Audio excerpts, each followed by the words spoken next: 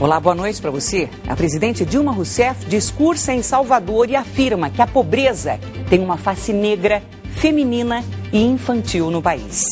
Em São Paulo, a lei contra a venda de álcool para menores de idade entra em vigor com uma blitz em centenas de bares e restaurantes. No Rio, mais violência.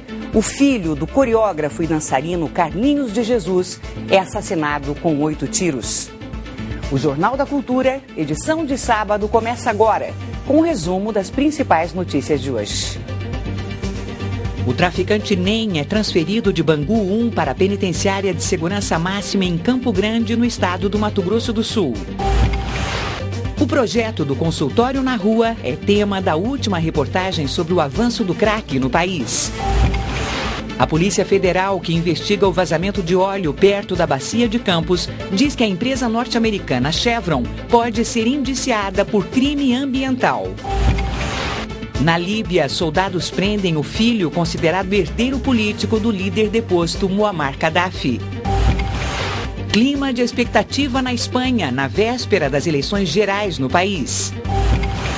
Em São Paulo, o Museu do Futebol presta homenagem aos ídolos negros com um jogo de perguntas e respostas para os visitantes. E os gols do Campeonato Brasileiro.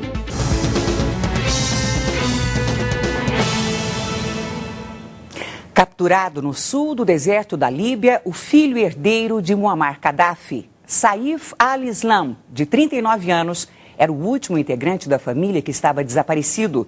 Ele era procurado por crimes contra a humanidade. Saif foi transferido de avião do lugar onde foi encontrado para Zintan. Vestindo uma túnica e um turbante na cabeça, ele foi flagrado quando conversava animadamente com os soldados que o prenderam. Na capital, Trípoli, a população comemorou a notícia da prisão.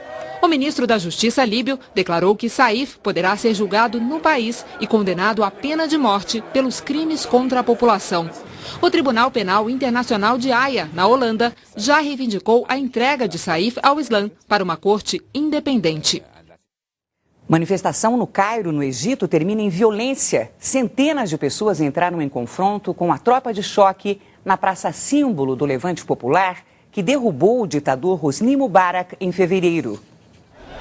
A confusão começou quando egípcios montaram tendas e barracas na Praça Tahrir. A tropa de choque foi acionada e houve confronto. Paus e pedras foram jogados contra os guardas, que reagiram com bombas de gás lacrimogênio. Várias pessoas ficaram feridas, dezenas foram presas. Durante o dia de hoje, um carro policial foi destruído. À noite, novos confrontos foram registrados.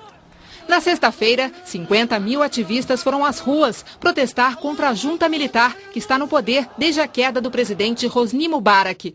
A população pede a antecipação das eleições gerais para o ano que vem, além do julgamento de policiais e líderes responsáveis pela violência que matou 850 pessoas durante os protestos de fevereiro. Hosni Mubarak está em julgamento. Depois da Europa, os Estados Unidos resolveram estreitar laços diplomáticos, econômicos e estratégicos, principalmente com a China. O objetivo é recuperar a economia norte-americana. No último dia da Cúpula da Ásia, na Indonésia, o presidente Barack Obama se encontrou com um premier chinês. A conversa entre os dois líderes rendeu diversos acordos comerciais e econômicos. O premier chinês Wen Jiabao anunciou finalmente a flexibilização da moeda, uma antiga exigência dos Estados Unidos. O presidente Barack Obama destacou que a parceria com a China e outros países da Ásia poderia elevar as exportações americanas em até 39 bilhões de dólares.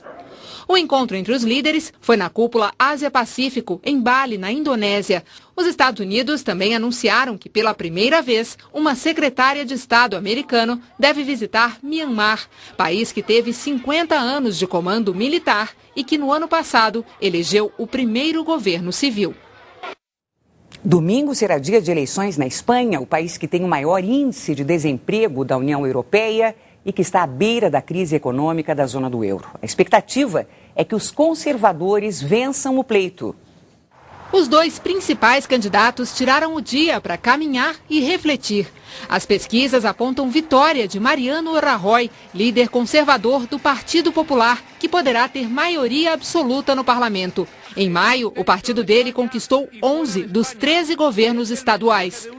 A preferência pelos conservadores seria uma resposta da população à crise econômica que a Espanha vive. O país está à beira de pedir socorro financeiro aos países da zona do euro.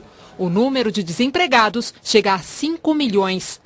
O outro forte candidato, o socialista do PSOE, Alfredo Rubalcaba, é considerado pelos espanhóis uma continuidade do colega e atual premier José Luís Zapatero, que está em baixa depois de não controlar o colapso financeiro do país. A presidente Dilma Rousseff participou hoje em Salvador, na Bahia, da reunião de governos ibero-americanos. O encontro aconteceu em comemoração ao Ano Internacional dos Afrodescendentes. Participaram do encontro representantes dos governos de Cabo Verde, República da Guiné, Uruguai e Colômbia, entre outros. No discurso de abertura, a presidente Dilma Rousseff falou sobre o que o Brasil está fazendo para aumentar a inclusão social dos negros. Mais da metade do povo brasileiro declara-se negro, reconhece-se como negro, considera que é possível ser negro. No Brasil, a pobreza tem sua face, negra e feminina, e muitas vezes infantil. Para nós, a educação é central no combate à discriminação racial. Por isso, hoje, o ensino de história e cultura afro-brasileira é obrigatório no Brasil. A Marinha e o IBAMA realizam amanhã um novo voo para analisar a mancha de óleo na bacia de Campos. O objetivo é monitorar o andamento das operações de contenção do vazamento de óleo da plataforma da Chevron. Segundo a Polícia Federal, que investiga o caso, a empresa norte-americana Chevron deve ser indiciada em 2 crimes ambientais. Segundo a Agência Nacional do Petróleo, foi observada diminuição da mancha, que continua se afastando do litoral. A partir da observação visual, estima-se que a mancha esteja com uma área de cerca de 12 quilômetros quadrados. No dia 14, era pouco maior que 13 quilômetros quadrados. No entanto, a maior parte do óleo está concentrada 1 metro abaixo da superfície do mar e não pôde ser vista no sobrevoo. O desastre completou hoje 12 dias. Técnicos da ANP continuam na plataforma investigando as causas do vazamento. Eles também monitoram os procedimentos da empresa Chevron, que deve selar o poço de petróleo ainda nesse fim de semana. Morreu hoje no Rio de Janeiro Carlos Eduardo Mendes de Jesus, filho do coreógrafo Carlinhos de Jesus. Ele foi assassinado a tiros por 2 homens em uma motocicleta. O músico Carlos Eduardo Mendes de Jesus, filho do dançarino Carlinhos de Jesus, foi morto nesta madrugada na zona sul do Rio de Janeiro. A polícia investiga se Dudu foi executado, já que ele recebeu pelo menos 8 tiros disparados por 2 homens em uma moto. A vítima, que tinha 32 anos, chegou a ser socorrida, mas não resistiu. Ainda não há pistas dos criminosos. O corpo do músico será enterrado amanhã, às 10 horas, no cemitério São João Batista. O ex-chefe do tráfico na favela da Rocinha, Antônio Bonfim Lopes, o NEM, preso na semana passada, foi transferido hoje para a Penitenciária Federal de Segurança Máxima de Campo Grande, em Mato Grosso do Sul. Também foram transferidos outros 3 integrantes da quadrilha, que controlava a maior favela do Brasil. O corpo do lutador de jiu-jitsu, atropelado quando falava em um orelhão, foi enterrado em Campinas. Caio Ribeiro, de 23 anos, campeão paulista e sul-americano da modalidade, foi atingido pelo carro de uma empresária que estaria disputando um racha com outro empresário na madrugada de ontem, em Campinas. O exame do bafômetro da empresária mostrou quantidade de álcool acima do permitido. O outro motorista se negou a fazer o teste. O Diretório Municipal do Partido dos Trabalhadores homologa a pré-candidatura do ministro da Educação, Fernando Haddad, à Prefeitura de São Paulo no ano que vem. Haddad afirmou ter certeza de que contará com o apoio da ex-prefeita Marta Suplicy, que abdicou da sua pré-candidatura em favor do ministro, a pedido do presidente Lula. No primeiro dia de vigência da Lei Paulista Anti-Álcool para menores de 18 anos, fiscais do PROCON e da Vigilância Sanitária visitaram mais de 1.000 estabelecimentos e multaram 20, a maioria por permitir a presença de menores bebendo no local. O governador de São Paulo, Geraldo Alckmin, acompanhou uma blitz em lojas de conveniência na área dos Jardins, na capital. A lei entrou em vigor às 0h de hoje e, nesse mesmo momento, começou a fiscalização, que aconteceu até às 6h da manhã, nas principais cidades do estado. Nesse período, 500 agentes percorreram cerca de 1.100 bares, restaurantes, casas noturnas e pontos de comércio. Agora, os estabelecimentos são responsáveis pelo que acontece em sua área. Menores não podem beber, mesmo na presença dos pais. Algumas lojas passaram a exigir carteira de identidade para a venda de bebida alcoólica. As multas podem chegar a R$80 mil e o estabelecimento pode ser fechado. O Jornal da Cultura apresenta agora a última reportagem da série sobre o avanço do crack no país. Durante a semana, você acompanhou as consequências do uso da droga e as dificuldades de tratamento. Hoje, conheço uma experiência que é adotada em 80 municípios brasileiros e deve chegar à cidade de São Paulo até o final do ano. É o consultório de rua.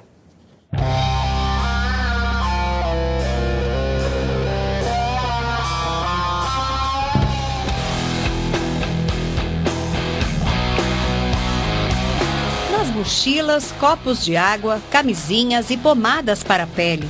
O local de trabalho é longe do CAPS, o Centro de Atenção Psicossocial que recebe dependentes químicos. Para chegar onde eles estão, uma perua leva os agentes da Prefeitura de Diadema, na Grande São Paulo. Assim funciona o projeto Consultório de Rua. Esse aqui é um dos 12 locais que os agentes da Prefeitura de Diadema visitam toda semana. A ideia do consultório de rua é fazer com que o usuário de crack se preocupe cada vez mais com a saúde e que essa preocupação possa fazer com que ele saia do vício. A equipe foi na frente para pedir autorização para que nós possamos gravar, porque muitas pessoas moram aqui.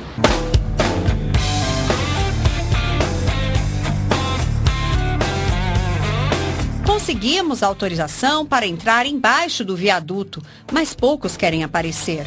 Não estão acostumados a receber visitas. É muito comum a gente ouvir falar que o usuário de droga é vagabundo, é bandido, é drogado. Tudo isso são estigmas que fazem com que as pessoas se afastem dele. A equipe do consultório de rua faz uma triagem dos dependentes. Qual que é a sua escolaridade? 2º grau completo. Você está aqui na cidade há quanto tempo? 6 anos. Distribui água, preservativos e pomadas e tenta encaminhar os viciados para unidades de saúde. Pede um check-up, vê o exame de escarro, né, para tuberculose, a gente vê os exames de sangue, se está tudo bem, vê essa dor aqui. A preocupação não para por aí. Não só a área da saúde, como a gente encaminha também para que eles consigam tirar documentos, que a maioria perderam documentos. Toda a equipe tem os chamados redutores de danos, como o Heitor.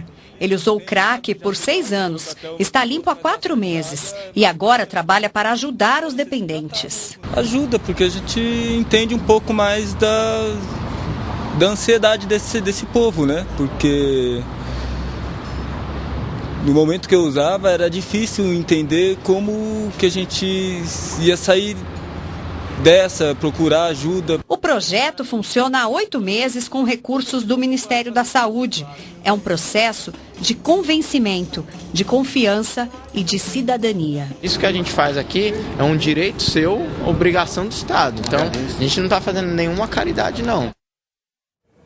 Veja daqui a pouco, inaugurado em São Paulo, um dos centros de cultura, esporte e lazer mais importantes do estado.